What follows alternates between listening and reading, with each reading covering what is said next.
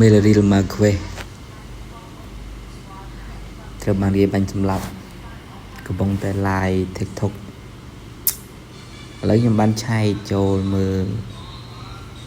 នៅក្នុង email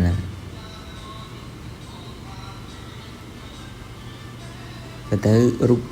រូបភាពនាងពិតជាស្អាតមែនបងប្អូនទាំងវីដេអូមិនដឹងថាមូលហេតុអ្វីឲ្យពិតប្រាកដដូចជាមូលហេតុដោយសារតែនាងមិនព្រមទទួលការសារភាពស្នេហ៍ពីបរិសុទ្ធម្នាក់ណាបានជាគេហ៊ានមកបាញ់សម្លាប់នាងកំពុងតែក្នុង live TikTok ក៏ទៅពិតជាសាហាវមែនបងប្អូន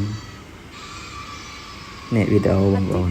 live stream ended in terror. ចុងក្រោយ 23-year-old beauty influencer was ស្អាតណាស់បងប្អូន camera at her salon in western Mexico.